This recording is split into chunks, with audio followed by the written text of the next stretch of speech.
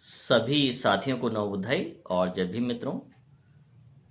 बाबा साहब ने ये कहा था कि शिक्षा वो सैनिक का दूध है, जो पिएगा वो दहाड़ेगा।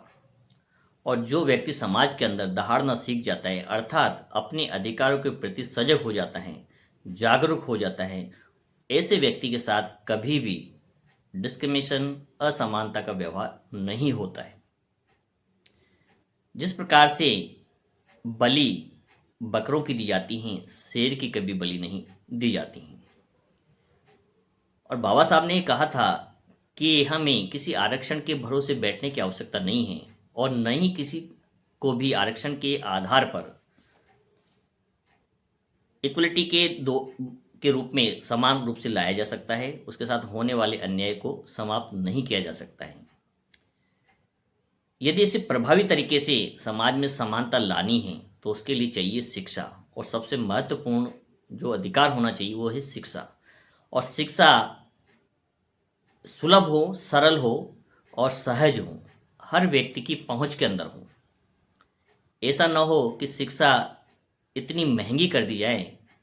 कि सामान्य व्यक्ति, खासकर वो समाज जो पिछड़ा हुआ है, गरीब है, उसकी पहुंच से बहुत दूर हो जाए। जिस प्रकार से आज हम देख रहे हैं कि जितनी प्राइवेट इंस्टीट्यूट है,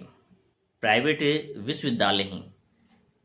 चाहे वो मेडिकल कॉलेज ही हो, वहाँ पर जब सर्वे किया गया तो SC ST OBC के वो बच्चे जो पिछड़े हुए समाज से आते हैं, उनका प्रतिशत मात्र 1% था। और कुछ समय पहले दिग्विजय सिंह के नेतृत्व में एक समिति बनाई गई, संसदीय समिति, उसको एक काम दिया गया कि देश में जितनी भी शिक्षण संस्थाएं हैं निजी क्षेत्र की, उनका एनालिसिस किया जाए और एक रिपोर्ट पेश की जाए कि क्या ये शिक्षण संस्थाएं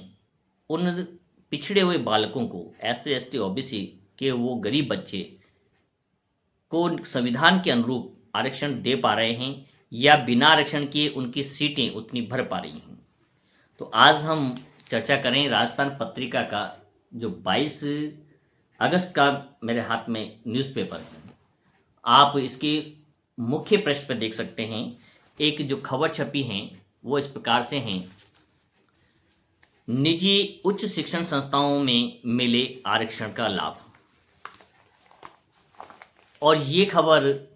जो हमने पढ़ी, उसके बाद हमने ये निर्णय लिया कि इस पर समाज को का ध्यान आकर्षित किया जाए, क्योंकि बहुत ही कम सरकारें ऐसी होती हैं जो पिछड़े हुए, दबे हुए, कुचले लोगों को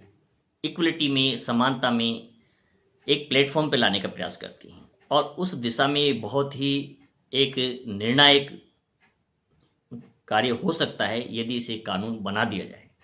जिस प्रकार से 2008 में यूपी की सरकार ने RTR जो बनाया, राइट टू एजुकेशन,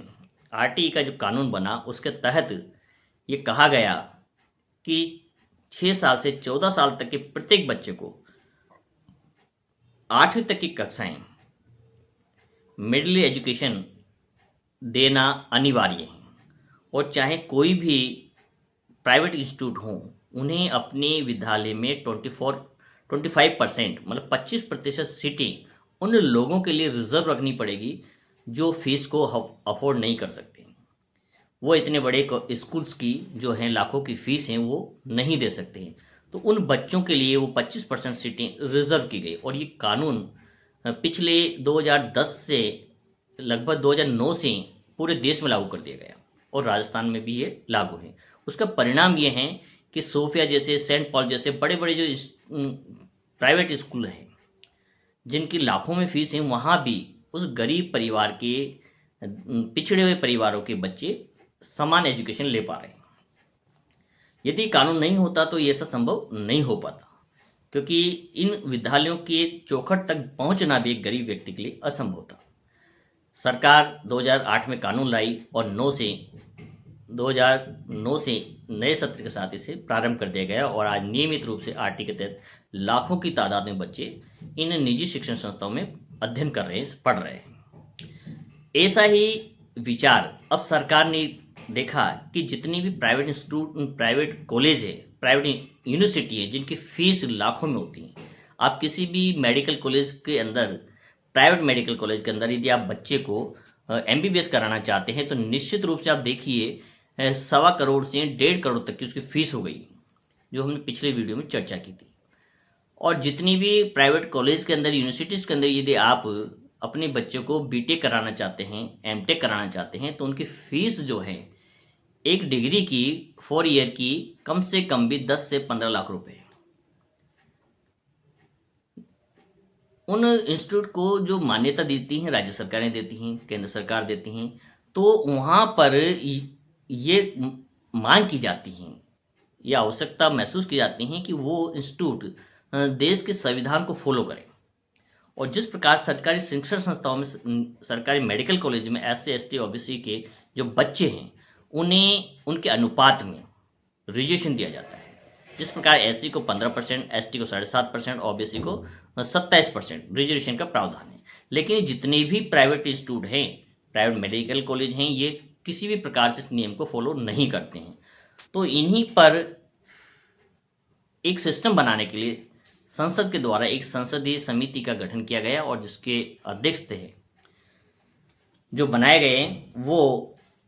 यहाँ पर दिग्विजय सिंह थे। और इनकी समिति ने एक रिपोर्ट संसद में अभी पेश की है 2 दिन पहले। उसमें कहा गया है कि शिक्षा विभाग, शिक्षा मंत्रालय, विश्वविद्यालय अनुदान आयोग UGC ये तय करें कि जितने भी प्राइवेट इंस्टीट्यूट उनसे मान्यता प्राप्त हैं, चाहे वो मेडिकल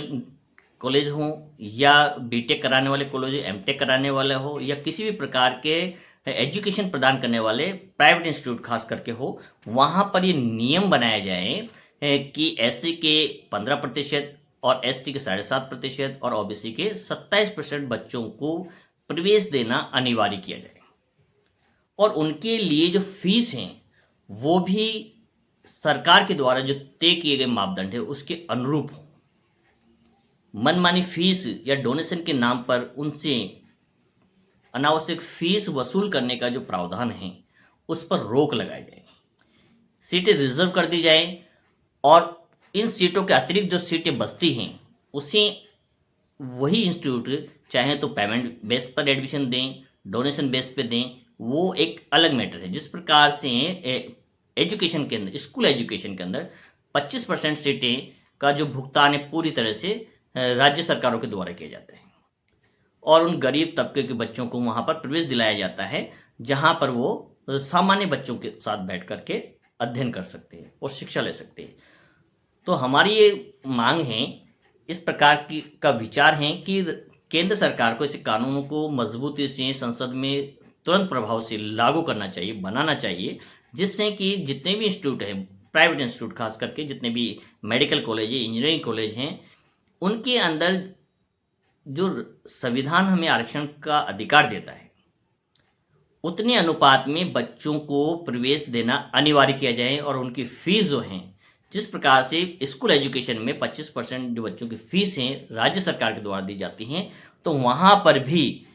केंद्र सरकार के जो विश्वविद्यालय केंद्र सरकार के द्वारा दिए जा सकते हैं और स्टेट गवर्नमेंट के जो इंस्टीट्यूट हैं वहाँ पर स्टेट गवर्नमेंट के द्वारा उनकी फीस का पुनर्भरण किया जा सकता है। एक बहुत ही सुंदर एक रास्ता हमारी दृष्टि में दिखाई देता है कि यदि कानून बन जाता है संसद के अंदर तो निश्चित रूप से आने वाले समय में एक बहुत बड़ा तबका जो समाज में एजुकेशन से बाहर है, एजुकेशन इतनी महंगी हो चुकी हैं जो कि एक सामान्य व्यक्ति खास करके SC ST OBC के जो बच्चे हैं, गरीब बच्चे हैं खास करके, उनकी पहुंच से बहुत दूर हैं। वो उनकी पहुंच में आ सकती हैं, अप्रोच में आ सकती हैं और वो भी कम फीस के द्वारा सरकार के अनुदान के बल पर उस हायर एजुकेशन को ले सकते हैं। और जब बच्चों को जब एक जैसी एजुकेशन जब मिलने लगेगी तो उन्हें किसी भी प्रकार के आरक्षण की कोई आवश्यकता नहीं होगी। तो मित्रों, हम ये आशा करते हैं कि सरकार तुरंत प्रभाव से इस जो प्रस्ताव को रखा गया है संसद के अंदर, इसे जल्द से जल्द पूरा करेंगी। और जो इनका एनालिसिस है तो उसके अंदर ये देखा गया है कि अभी तक जितने भी देश के अंदर इंस्टीट्यूट हैं, प्राइवेट इंस्टीट्यूट हैं, वहाँ पर SC ST और OBC के जो बच्चों का अनुपात है वो सिर्फ 1% और 1% से भी कम पाया गया है। तो अब समिति ने ये रिपोर्ट दी है कि देश के टॉप प्राइवेट कॉलेजों के और यूनिवर्सिटी के अंदर जो इस बड़े समुदाय को हाशिए पे धकेल दिया गया है। आंकड़ों के मुताबिक SC/ST के बच्चों की संख्या मात्र 1% रह गई है। इन छात्रों को मजबूती के आधार पर जो संविधान प्रावधान करता है, जो सरकार ने हमें दे रखे हैं, संविधान ने दे रखे हैं, उस अनुपात में इस आरक्षण को लागू करना अनिवार्य किया जाए, ऐसा समिति का प्रस्ताव है। अभी ये विचाराधीन है। तो इसके पहले जैसे मनमोहन सिंह जी ने 2006 में 93 संशोधन के द्वारा जोड़ा गया था आरटी का कानून, जिसके अंदर प्रत्येक बच्चों को स्कूल एजुकेशन खास करके 6 से 14 साल के बच्चों को अनिवार्य किया गया था। और यदि सरकार ने मुस्तैदी से इस पर काम किया तो ये वो कानून आने वाला है जहां पर आपके और हमारे गरीब बच्चों को बड़े से बड़े IIT के अंदर, बड़े से बड़े मेडिकल कॉलेज के अंदर, बड़े बड़े से बड़े इंजीनियरिंग प्राइवेट इंस्टीट्यूट के अंदर हमारे बच्चों को भी बराबर बैठ कर के पढ़ने का हक और अधिकार मिल सकेगा। और जिस दिन ये इक्वलिटी एजुकेशन के क्षेत्र में आ जाएगी, शिक्षा के क्षेत्र में आ जाएगी, हर गरीब बच्चा अपनी योग्यता के अनुरूप प्रतिशत के आधार पर, परसेंटेज के आधार पर वहाँ एडमिशन लेने में कामयाब होगा और उन्हें फीस की टेंशन को छोड़ते हुए अपनी एजुकेशन को पूरा करने का अवसर मिलेगा। उस दिन इस देश में किसी प्रकार की कोई आरक्षण की आवश्यकता नहीं रहेगी। ये हमारा 100% ऐसा मानना है। तो सरकार से हम ऐसी आशा करते हैं कि जल्द से जल्दी कानून बने और जिस प्रकार से पूर्व सरकार ने, यूपी सरकार ने मनमोहन सिंह जी के दौर में RTE का कानून बना, राइट टू एजुकेशन, 6 से 14 साल तक के बच्चों को 25% एजुकेशन राज्य सरकार के द्वारा दी जाती हैं अपने खर्चे पर, और प्रत्येक बच्चे के लिए शिक्षा से जोड़ना अनिवार्य किया गया।